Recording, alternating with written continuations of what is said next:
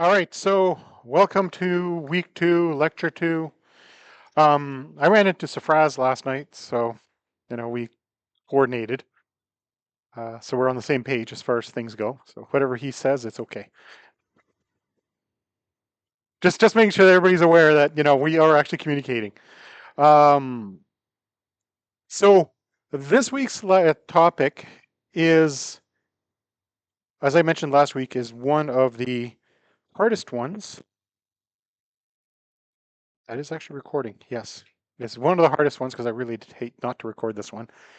Normally, when I'm teaching database design, it actually comes later, except the fact that you guys have already done some SQL and you've seen what tables look like and you know what data looks like. So it allows me to bring it to the front and get it over with. Normalization is actually one of the most important topics when it comes to database design um, because it's the process of making sure your data is sane. Um, Sane as in, not insane.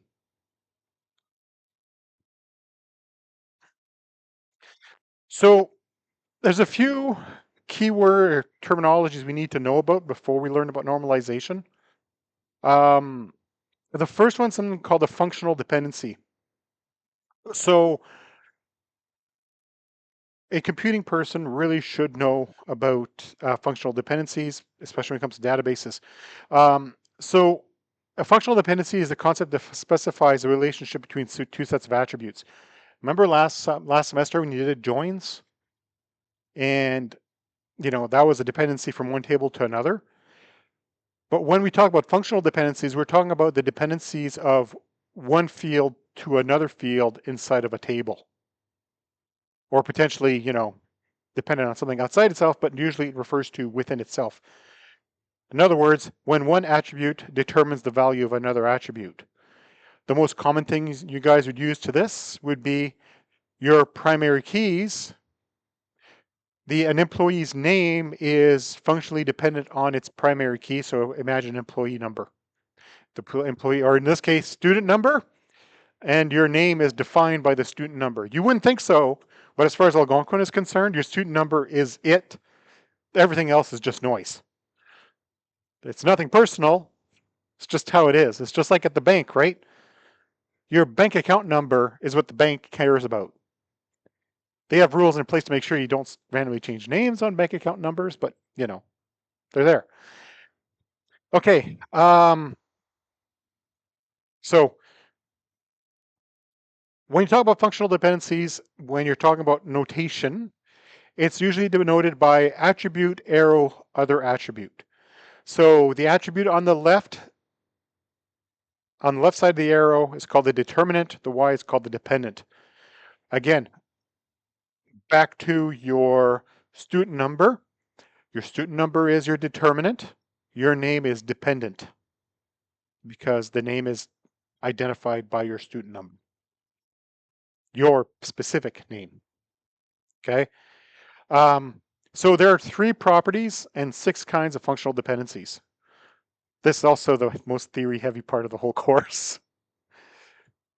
Okay, so there's 3 properties, and they are as follows. There's reflexivity. If Y is a subset of X, then X defines Y. So if Y is contained inside of X, X will define Y. Augmentation. If X defines Y, then XZ would also define YZ. In other words, if we add another attribute, it has to be added to both sides. Tensivity is if X defines Y and Y defines Z, therefore X defines Z. Right? So that is actually that one's very relevant to normalization. So essentially, reflexivity and transitivity are the 2 big ones we worry about when we talk about normalization. Augmentation is rare. We don't do it very much. But transitivity is one of the ones that students have the hardest time grasping. So if, in this case, it's basically if X defines Y, Y defines Z, therefore if X defines Y, that means X also defines Z by default because, it's part of Y. Okay, so the type of functional dependencies. A trivial functional dependency. The dependent is always a subset of the determinant. In other words, if X defines Y, Y is the subset of X. Sounds an awful lot like math, doesn't it? Yeah, yeah, except it's math applied to relationships. But it's basically it's a kind of math. Okay, non-trivial functional dependency. The dependent is strictly not a subset of the determinant. So if X determines Y and Y is not a subset of X. So for example, a good example of a non-trivial functional dependency would be student number and your name. Your name is not a subset of your student number. It is dependent on your student number, but it's entirely self-contained. Therefore, it's non-trivial. The trivial one is actually quite rare. Just saying, it's not a common dependency. And then we have the multi-valued flavor of this. So it's a set. So if A determines B and C, then there's no dependency between B and C. All right, so a good example, back to the student number. Your student number determines your name and determines your Algonquin email address. Your name and your Algonquin email address technically are not related to each other. Because I mean, look at what your Algonquin email address looks like compared to your name, right? It's usually 4 letters and 4 digits at algonquinlive.com. Therefore, your email address, your school email address, is not dependent on your name, but it is determined by your student number because it's tied to your student number.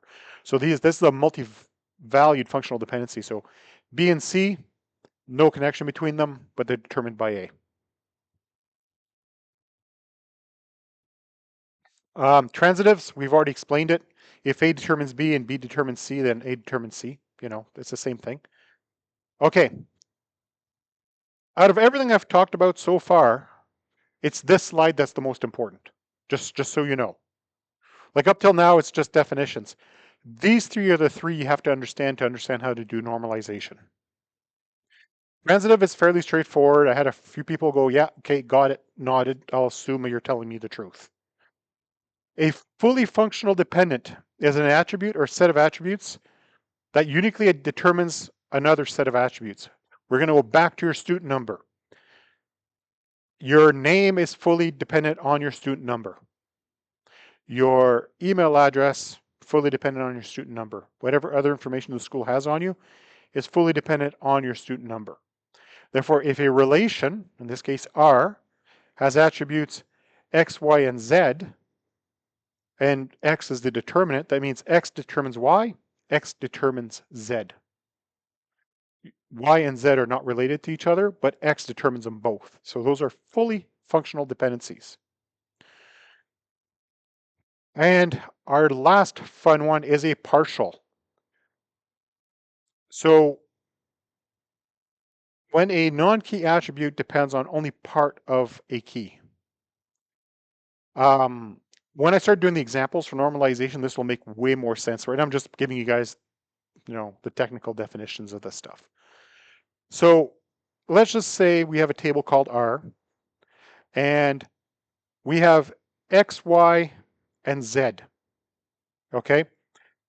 X and Y are as a composite key. So X and Y determines all the values, and Z is a non-key value. It just so happens that Z is only defined by Y. I mean, Z is only defined by X. Therefore, X defines Z, but Z is not defined by Y. Therefore, it's only partially dependent on the entire key. Trying to think of a real world example for you. Yeah.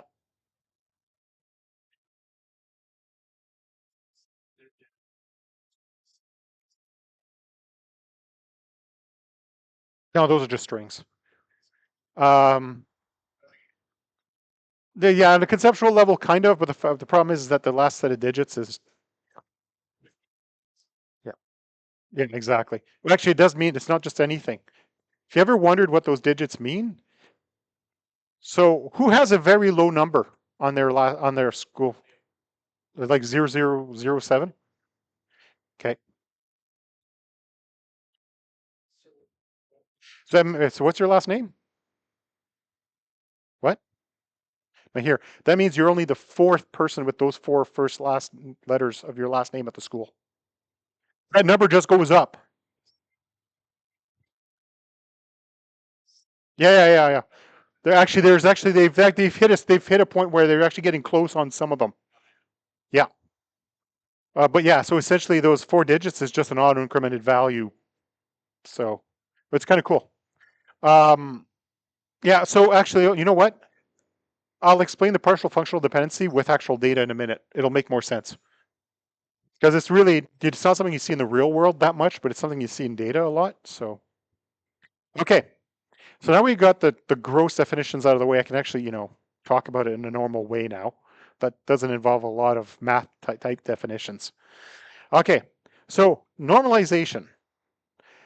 Database normalization is the process of decomposing and organizing entities and attributes that make up a database. When we say the word decomposing, we don't mean rotting. It means we're going to take it and take it apart. How many of you have played with Lego? Good. And it's actually a mixed set. You don't need to be embarrassed if you're not a boy. Girls like Lego too. My daughter spent an awful time with her Lego sets. Forever. So, when you've built something with Lego and then you need to take it apart, you're decomposing it because you're breaking it down to its component pieces. When you're decomposing data, that's what you are doing. You're breaking it down into its component pieces. So you're decomposing it. Because technically, decomposition means breaking down. Okay?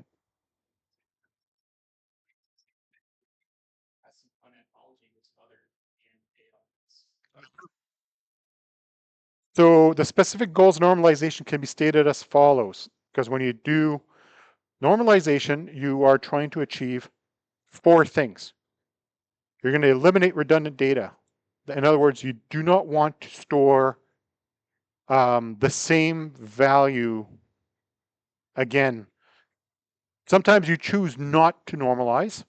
For example, people's names, there's no point normalizing that. Why? Because names get repeated lots. People, for example, people in here that have nice little big set of digits in front of their last name, a lot of repeated last names. But sometimes you don't want to do it because it's just too much work, such as city names. There's no point normalizing city names because there's just so much of it. But things like provinces or countries, you would normalize. You want to ensure data consistency. When a database is properly normalized, if you need to change values, you normally only ever need to change it in one place. That means that there's less risk to your data because you only need to do it in one place. So if you make a change in one place, it's reflected properly everywhere else. Simplification. It means the table structure will actually get more complex, but dealing with each individual entity becomes easier. So we're simplifying each piece, but it ends up being a more complex whole. It's a bit like the difference between Lego blocks and Duplo blocks, right? You get Lego blocks small, Duplo blocks bigs.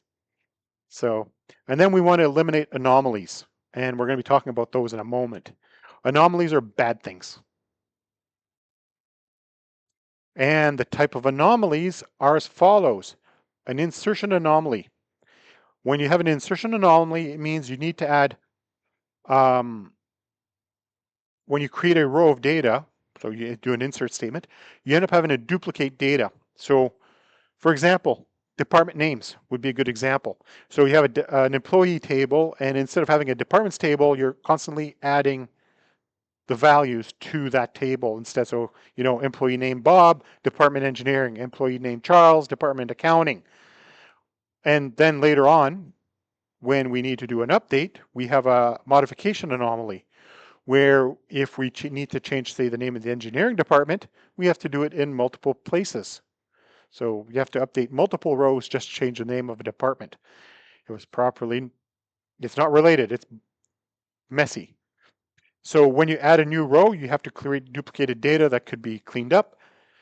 Duplicate data will also lead to update anomalies, because that means you need to change things in more than one place.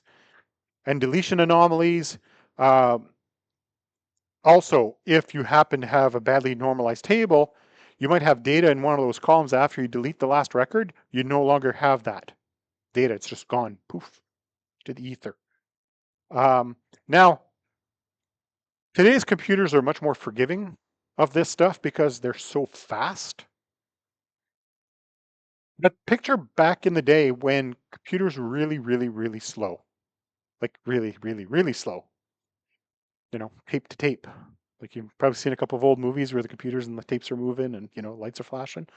Yeah, that's actually what computer rooms used to look like. The whole flashing light and the tapes are moving is not imagining things.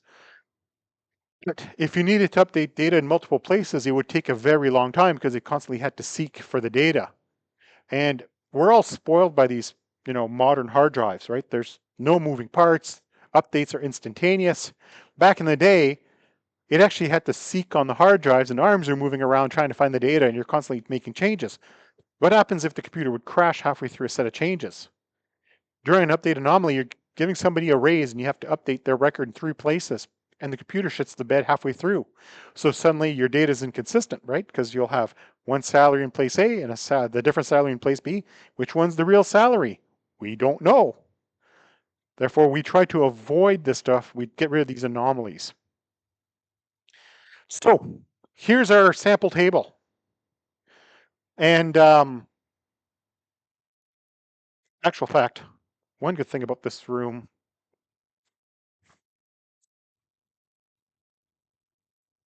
yes, fantastic. I can write right on the screen. Makes it easier. Okay, so for example, we have a series of repeated employees. So if we want to add someone to this table, I don't know, we're going to rec 200. Okay, and it's going to be Bob again because I'm so original. And they are going to go into accounting. And they've taken, I don't know.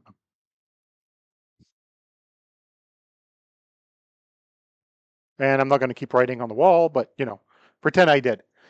Okay, so we added a person, and I misspelled the word accounting.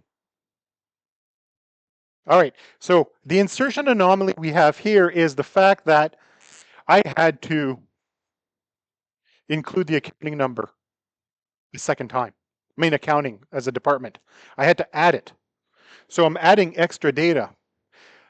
Like Bob belongs to the accounting department, but the accounting department does not belong to Bob, right? But at this point, they're basically accounting's being defined by Bob. So that's an insertion anomaly where we have to add extra stuff. Same thing with the courses. I added a new course called SAS. Okay, so that's an insertion anomaly. Okay, so now we're going to give Marge Simpson here a raise because 2 different courses, they need to have 2 rows in the table. Means that when we give Marge Simpson a raise, we have to update it twice. That's an update anomaly because we have to change her salary in 2 places. It's not good. And it's really, I bet that 9's really hard to read at the back. But anyways, okay. So then we have a deletion anomaly. Let's just say we go and we fire Lorenzo Davis. Okay.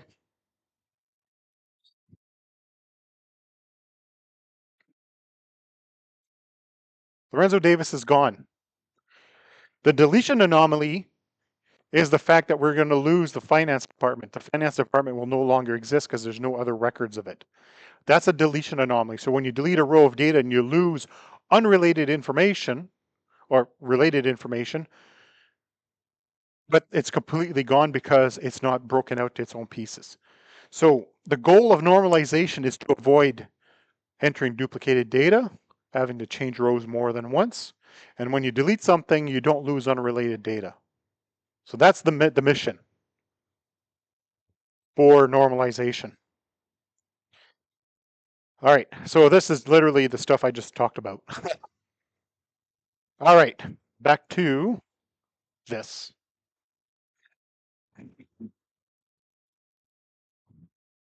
Just like that. All right, so there are many normal forms. In actual fact, there's more than this. However, for this course, we're going to worry about the first three. And conveniently, they're called the first normal form, the second normal form, and the third normal form. We have Boyce Codd normal form, known as BCNF. And then we have the fourth normal form. You'll notice that it's between third and fourth, because fourth was invented after third. But Boyce Codd was invented between the two. In the database world, Boyce Codd is often referred to as normal form 3.5, because it's designed to handle edge cases that happen between 3 and 4. Fourth normal form, fifth normal form, they just handle very specific data cases. There's actually higher normal forms like 6, 7, and there's like 3 other named ones. But honestly, those only exist because somebody needed to defend their dissertation. In case you don't know what that means, that's somebody who's trying to get their doctorate. They were basically invented for academia. In practice, nobody goes past BCNF unless their data is terrible. And then they'll do fourth normal form because it's an edge case. Okay. So a database can be considered properly designed when it reaches third normal form. BCNF, 4NF, and 5NF exist only to handle specific edge cases. We're only going to really worry about the first three in this class. Like, I've been doing database design for over 30, oh boy, 25, 26, 27 years. And I can count on my hand the number of times I've had to go to BCNF. 1, 2, 3, if you are designing properly, is good enough. So when you're doing normalization, there's a few different ways of handling it. There's an actual specific syntax or notation that is used. And it's basically the entity name, use the then square brackets, and then the attributes that belong to it, comma delimited. The candidate key is normally identified by its formatting if you're doing it in Word or whatever. And there's a few ways of doing it. You could be bold, could be italic, could be underlined. As long as it's visually identifiable, it's good. Sometimes, way back in the day, where we did have WYSIWYG text editors, I know it's a shocker, but they did exist. WordStar and WordPerfect are a good example. Or you're just working in a plain text document and you don't have the option to underline, bold, or put in italics. You can also just put the fact that it's the primary key in parentheses and just go attribute space PK. As long as it's visually notationed that it's there, it's good enough.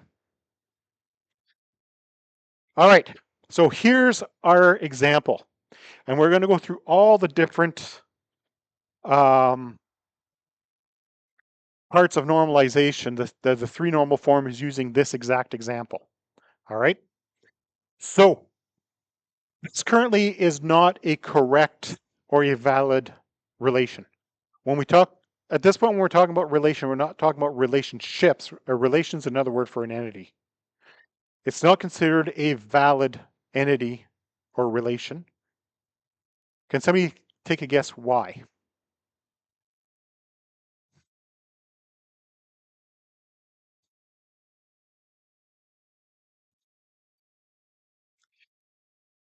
Why is this not a valid set of data? That we can't even use this to normalize yet. It's not considered a valid relation. Yeah.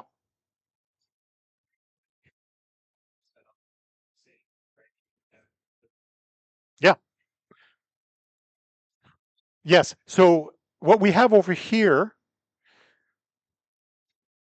going like this, so this set over here is known as a repeating set of columns or multi-valued attributes. Um, because if we look at this line by itself, so let's say we don't have the information above it, we have no way, because it's a printed report. You don't see this very much anymore in the modern day because a lot of the older systems have now been rebuilt. But it used to be that, companies were running on archaic ancient systems that were proprietary, which meant that when they wanted to roll out a new system, they couldn't get the people creating the new system to look at the source code of the old system because it was proprietary. So it had to be reverse engineered from output. So based on this, they had to figure out how to build the data structures to contain the same data. Fun times. Yes, I have done that, and I did not enjoy it. So this is considered an invalid relation. This is also the easiest state of normalization to fix, which we will in a moment. Because first we're going to define what the first normal form is, because we can't work with it because it's not ready to go. A relation can be said to be in first normal form when it meets the following criteria. A candidate key is defined. The candidate key is not the primary key. The candidate key may become the primary key. That's why it's a candidate, because it hasn't been elected yet. Okay? There are no repeating groups of columns. Repeating groups of columns, not first normal form. Okay? Multi-valued attributes are removed. Multi-valued attributes is a list of values. So for example, if we had a column in there that had commas in it, so a list of skills, you've got an employee's name, PHP, comma, SQL, comma, web server, blah, blah, blah, and it's all comma delimited. That's a multi-valued attribute. Each attribute or column has a unique name. So if we were to use the normalization notation, we could write it as follows. And of course, because the way the screen is, it's a little hard to read. There's the O for the order. Okay. Order, order ID, order date, customer ID, customer name, customer address. And then you'll notice product ID, description, finished price, and quantity ordered is in parentheses because that's a repeating group of columns. So if we were to take that exact previous slide and just rewrite it without any of the data, this is how you'd write it. Now, in here, there's no candidate key defined. We have a repeating group of columns with the parentheses. So the goal is to get it to first normal form. How do we fix that? Fairly straightforward. You just fill in the blocks, and I may need to just resize my window because it's so far off the side. But anyways, so each row, hang on, if I move this forward, you can't, there we go. So you can see it, right? Our order ID is repeated with the order information all the way down plus all the products at the end. Okay? It might just be easier for me to just do it right on the whiteboard and just skip the screen. Might be a little more legible. Let me just erase what I wrote. Yeah, that'll work. It might be a little bit out of focus, but it's still better than you guys not seeing the whole row of data. Okay, fun times. There's always challenges. So we got into the first normal form because we identified the candidate key, which is the order ID and the product ID, because based on the combination of these two columns, we can find any given row of data. And we filled in the rest, so we got rid of the repeating set of columns. Now we're in first normal form. There's no repeating groups of columns. Each row is complete. We have a candidate key. That allows us to pull any given row of data from this table. Now, if we were going to take that again and rewrite it, this is just not working no matter which way I cut it. Hang on, let me try this. There we go. No, no.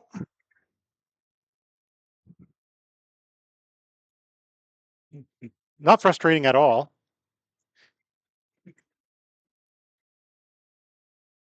Yeah, close enough. You have the slides. I really got to open up a ticket with ITS. Classroom support. So what we had before, we just now underlined our candidate key and we got rid of the parentheses. We're now in first normal form. At this point, we are able to find any given row of data.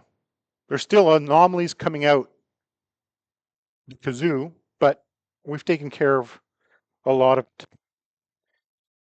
So second normal form.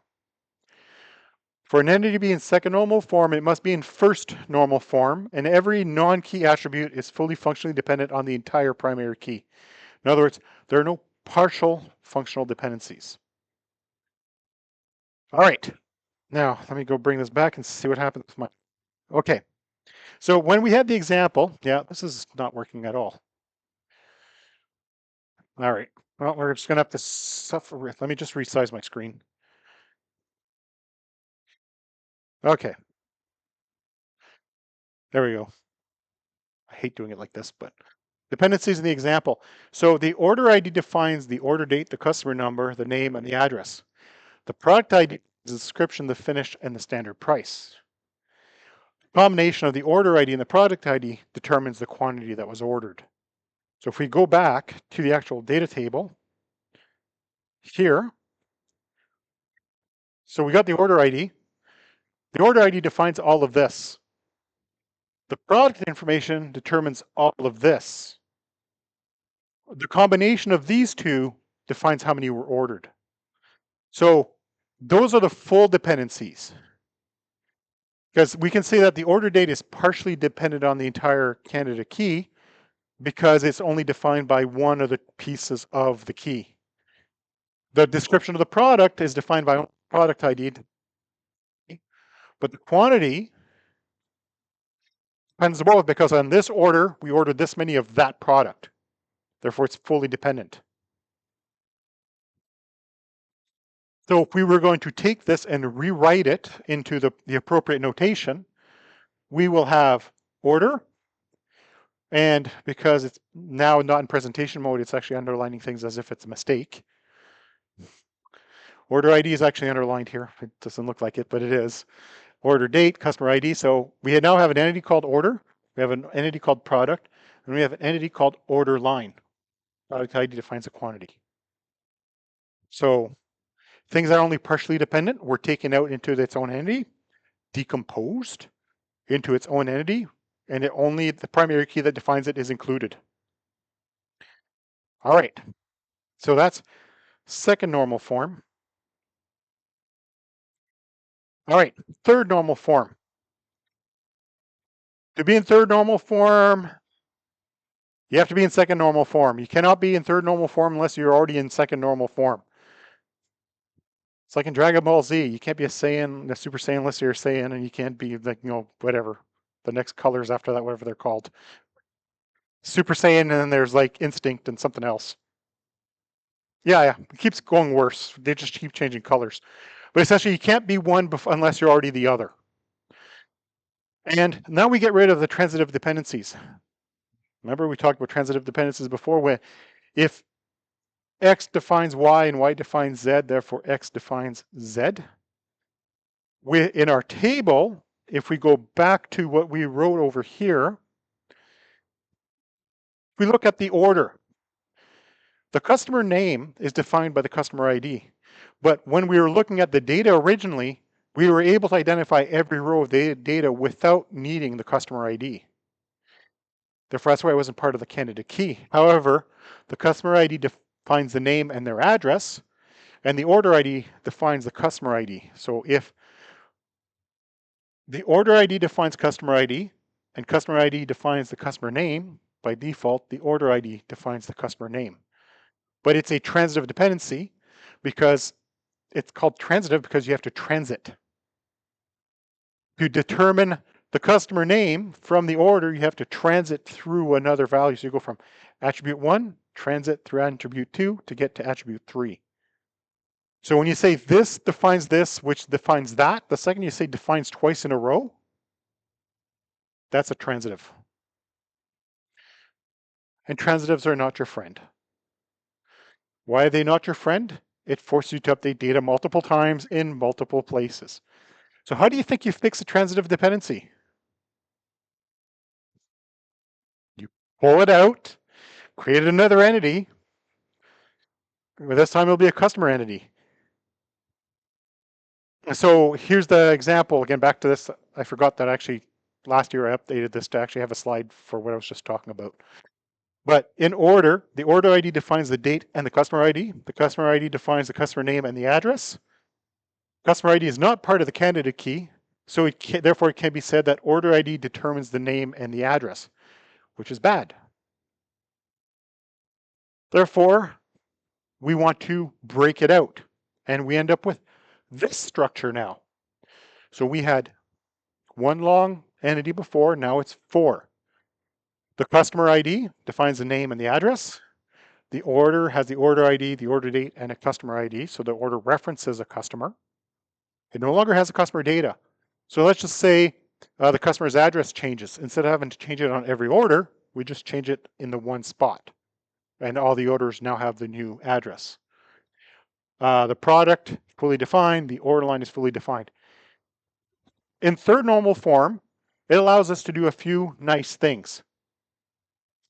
We can change a person's name without affecting any other data. We can change the price of a product without having to touch any order information. We can update the quantity ordered without worrying about any of the other stuff, as long as we know what product and order we're talking about. At this point, we don't have any update anomalies because we don't need to update in more than one place for any given piece of information. We don't have any insertion anomalies because we can add something to any of these tables without having to duplicate any of that data. So no insertion anomalies. We don't have any deletion anomalies because, for example, if we go back, way back to here on this tiny little table, which is going to be extra hard to read now, if we were to delete order 1006, okay, we delete order 1006, we're going to lose the fact that cherry was ever a finish. That's a deletion anomaly. We're also going to lose the fact that writer's desks were a product that we could sell. So that is a deletion anomaly.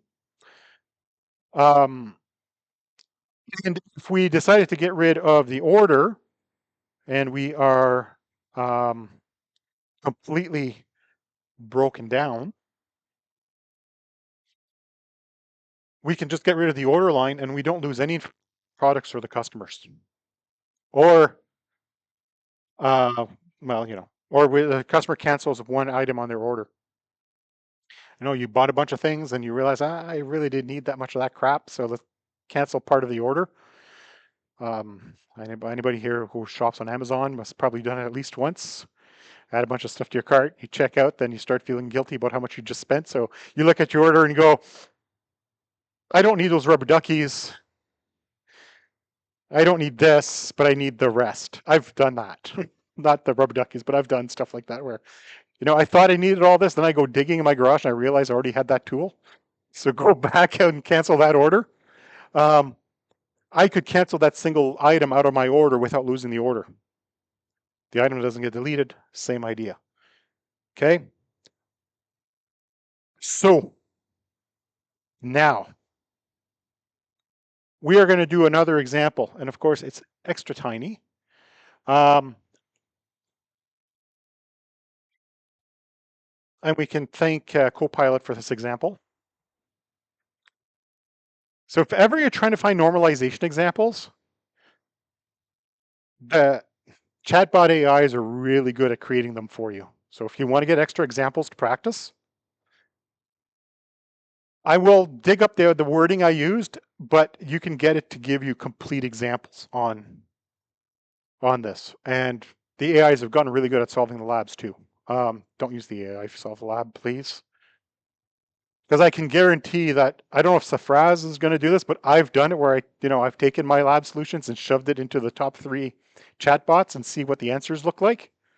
So then I can look at a person's lab and go, smells like ChatGPT. No, this one smells like Copilot, because they will not all answer it the same way, but they have a distinct flavor. And we do, that's one of the things I do is I'll take my labs and run them through the chatbots to see what it spews out. And that tells me if you're using. Now, if you need it to explain it to you, that's cool, but you don't give me the exact thing it says. Like, please.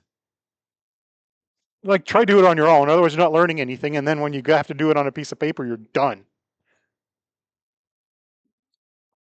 Okay. All right. So here's our example. I was kind enough to not have repeating groups of columns on this. I decided to pre-populate it all the way across. Now, the first thing we have to do is identify the first normal form. And for the first normal form, you don't have repeating groups of columns. Good for us. Which combination of columns lets us find a row uniquely? Do you want me to zoom into that a bit so you can? Are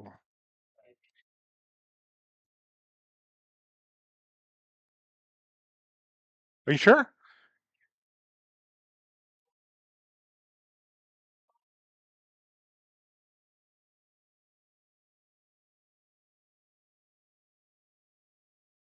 At least when we're done, but not right now. So let's say I want to find a single row of data. Uniquely find a single row of data. Which combination of columns will do it? Book ID, yes. Okay, so we got our first piece, but we need at least one more.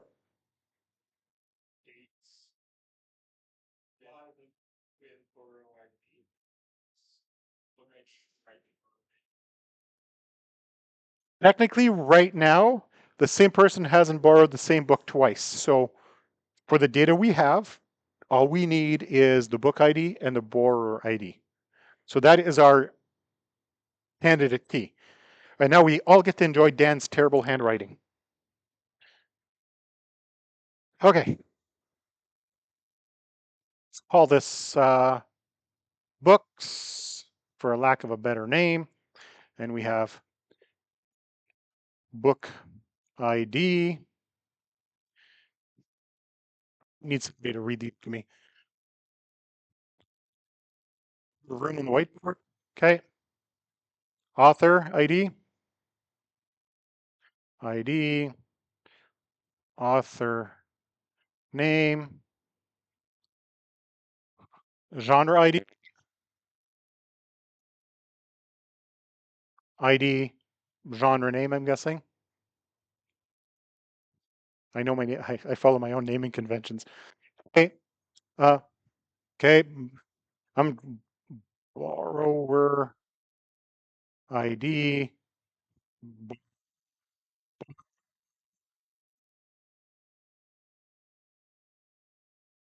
Borrow date and return date. Okay, got it all in one line. I apologize about how small it is. It's going to get bigger as I go.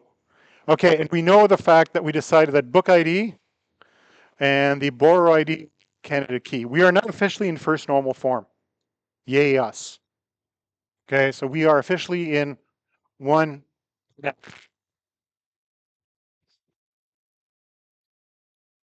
Now we need to identify partial dependencies. So currently, I'm going to start at this end. The borrower name is dependent on the borrower ID. The borrower name is not dependent on the book ID. It has nothing to do with the book. So that's a partial dependency. The title, because the author ID and the genre ID are not part of the candidate key, they have to belong to something. And it just so happens that this whole block right here is dependent on book ID. Okay? And then the borrow and the return date is the combination of the book ID and the borrower. Yes. So I have 3 lines. I usually carry actually more colored markers for this. I forgot them at home. They're sitting on my desk. Um, so we have three sets of dependencies that we've identified right now of full functional dependencies. So what do we do with those? We take them apart. We decompose them. So then we're going to have books, book ID, book title, author ID, author name, genre ID. I hope my marker makes it to the end. Genre name. Okay, that's our first one. And we will put in our key. We will have our borrowers.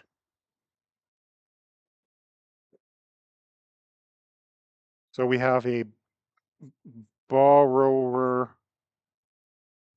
ID, and I'm just going to go to name because my arm's getting tired. Okay, like this.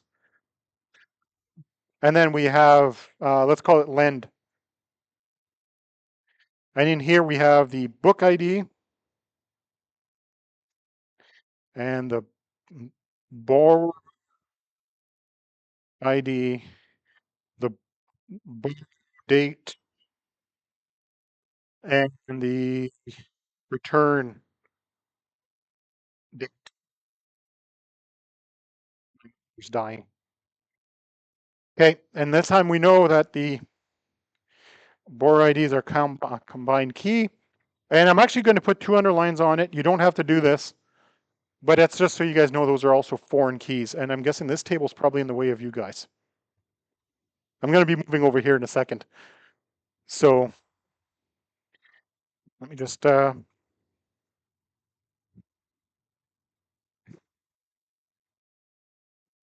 off the projector. Let's see if this crashes my recording.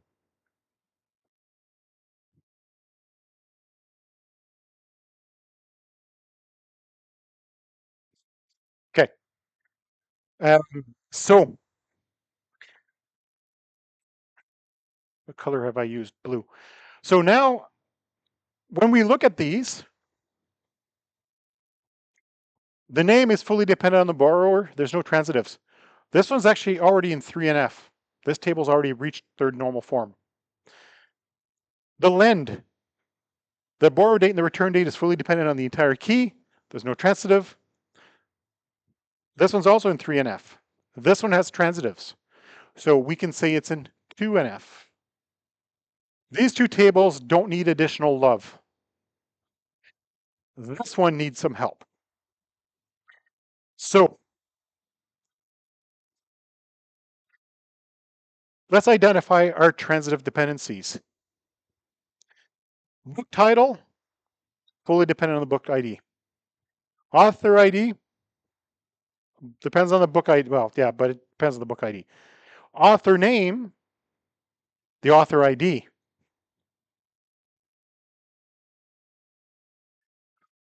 And by the same token, the genre name is dependent on the genre ID, like this. So if I'm going to use my blue colors to do all those full functional dependencies, no, not there. Drop my line this way.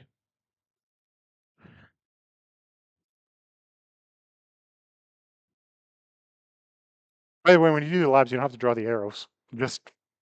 I do it so you guys understand where this is coming from. So the blue, we don't need to do anything with. The green, we need to fix. So, because my black marker is dying, I'm not going to normally, actually, I'm going to try to do it, but I'm going to take care of this one first and then see if my marker survives till the end. Guess it's time for another Amazon order. Okay, so this table here.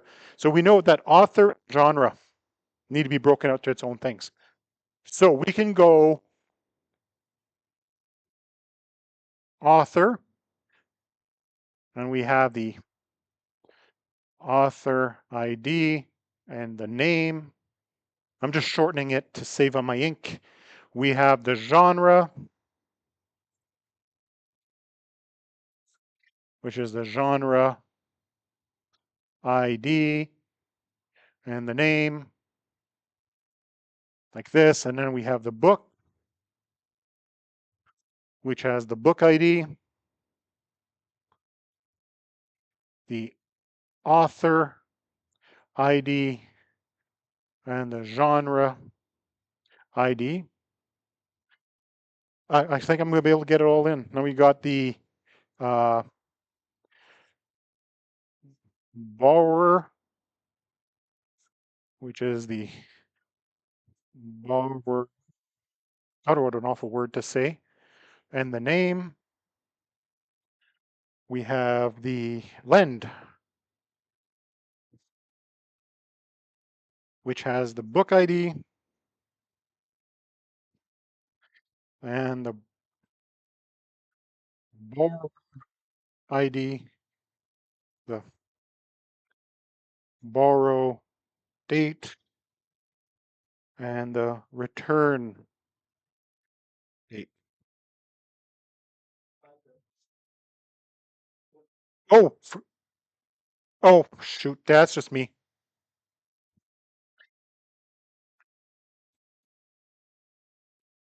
Yuck.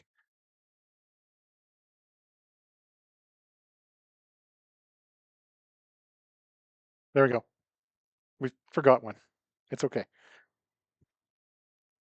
Okay, and we put in our primary keys, this, borrower ID, the book ID, and we're going to put a second line under this.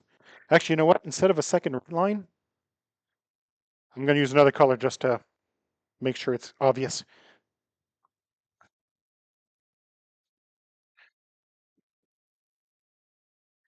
Because these are foreign keys. So we took that table I had up on there, problem with only small whiteboards, can't keep going and going and going, but we took that table of messed up data and we broke it down into 5 pieces.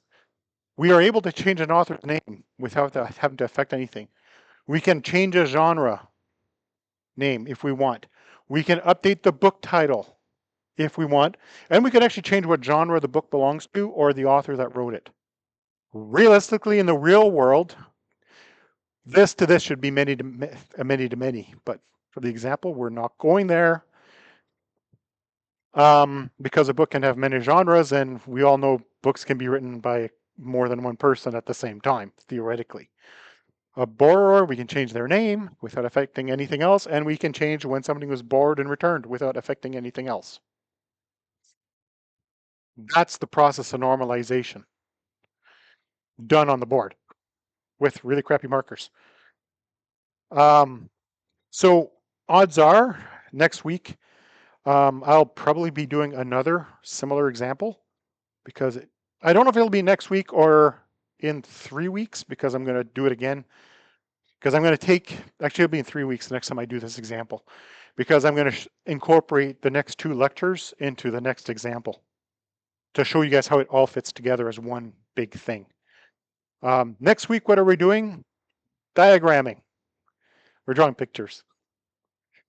And then we're going to draw more pictures the week after that. Well, not quite. We're going to do the pictures next week and then, picking data types and stuff the week after that. But yeah, so this is normalization. Like I said, this tends to be one of the harder topics to grasp. Once you understand it, it's super simple, but it's that first grasping. So when you're trying to learn normalization, you want to focus on each of the steps without going to the next one. So this where it's handy, you could ask Copilot or ChatGPT, can you prepare me a normalization exercise that includes functional and transitive dependencies? I guarantee it'll give you a good one. And then you could also say, and include the solution. And it'll actually show you how to solve it. So if you're trying to find other examples on how this works, it's a good place to do it. Or if you want to get yourself some exercises to practice, It's good. And you guys are lucky this semester because there's no assessments for you guys. Next semester, they are getting a practical assessment. The order has come down for the September students for this course to have a practical assessment. So you'd be doing a normalization during lab by hand on paper. So be thankful you don't have to do it this semester. It's coming next semester. So make sure you pass. So you don't have to do it next semester. You don't want to do it. Do your best to pass because you don't want to have to deal with that. So essentially, what the next example I'm going to do, not today, but the next time I do an example, it will be, I'm going to do a data table. It's normalized, and then I'm going to diagram the results. So this will be turned into 2 different kinds of diagrams when we're done. It's good to see how the whole thing fits together because that's basically what those that work in data science, that's what we do, is this, without the lines. But we take the data and we break it down and then we figure out how the table structures would hold it. So we take it, create entities, take that, convert that into a diagram, and then turn that into a physical diagram that we can then apply to an engine. So you know, so that's what's coming down the pipe. But yeah, that's normalization in 1 hour. Does anybody have any questions? Because this is a good time to ask questions. Or are you still shell-shocked over all the terminology in the first 10 minutes? So that terminology, the problem is that you have to know that terminology and the rough definitions of it to understand what the full functional dependency is and the partial and the transitives. It's good to have the terminology behind it. You don't necessarily need it to understand what it does, but it's good to know what the meaning of these phrases are. But in the end, what's really important is this stuff. And if you want to take pictures of the board, now is a good chance to do it. And I'm going to stop the recording before anybody comes up so that you don't show up on the recording, because I don't want to have to edit this